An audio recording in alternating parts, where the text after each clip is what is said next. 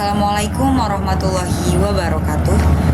Perkenalkan, nama saya Dini, mahasiswa Akidah dan Filsafat Islam Universitas Islam Sultan Maulana Hasanuddin Banten dengan NIM 2313-1005 dengan hobi memasak. Akan sedikit memaparkan tentang beberapa konteks mengenai filsafat agama. Terdapat pertanyaan mengenai agama dianggap sebagai kebutuhan manusia. Namun, mengapa masih ada penolakan terhadap agama? Agama dianggap sebagai kebutuhan karena memberi makna hidup, pedoman moral, dan ketenangan batin. Namun, penolakan terhadap agama tidak tetap terjadi karena beberapa alasan nyata. Yang pertama, ada penyalahgunaan agama. Misalnya, konflik yang berkedok agama seperti terorisme atas nama jihad membuat sebagian orang trauma atau antipati terhadap agama. Kemudian ada sekularisasi dan modernisasi. Di negara-negara maju seperti Swedia atau Jepang, banyak sekali orang meninggalkan agama karena menganggap ilmu pengetahuan dan teknologi cukup menjawab persoalan hidup. Yang ketiga, ada kebebasan berpikir. Di era digital, orang mudah mengakses berbagai pandangan termasuk kritik terhadap agama. Hal ini mendorong munculnya kelompok ateis atau agnostik yang merasa tidak butuh agama formal. Jadi, meskipun agama punya fungsi penting, penolakan muncul karena pengalaman buruk, rasionalitas modern, dan kebebasan dalam mencari kebenaran.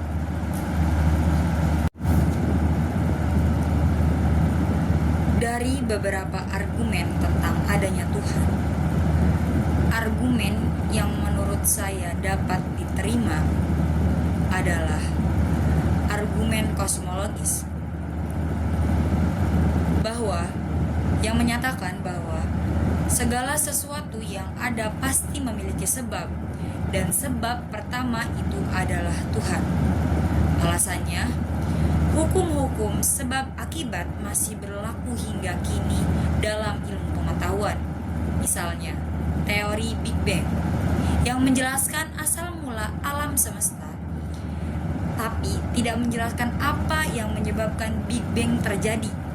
Banyak ilmuwan seperti Stephen Hawking atau Roger Penrose mengakui adanya batas pengetahuan manusia pada titik awal semesta.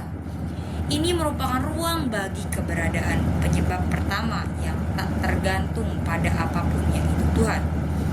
Jadi, argumen kosmologis tetap relevan karena sejalan dengan prinsip dasar sains modern bahwa segala sesuatu pasti punya asal-usul.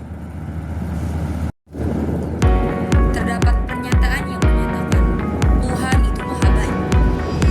Namun, terdapat pertanyaan mengenai jika Tuhan maha baik, mengapa Tuhan masih melihat adanya kejahatan di dunia? Pertanyaan ini dikenal sebagai problem kejahatan. Jawaban yang paling umum adalah Tuhan memberi kemanusiaan kebebasan, yaitu free will. Karena itu manusia bisa memilih berbuat baik atau jahat. Contohnya yang ada pada masa saat ini yaitu kejahatan seperti korupsi, perang, atau kekerasan. Biasanya dilakukan oleh manusia sendiri, bukan karena Tuhan menghendakinya. Contoh lain yaitu seperti perang di Gaza, menunjukkan bagaimana kekuasaan dan kebencian bisa menghancurkan manusia.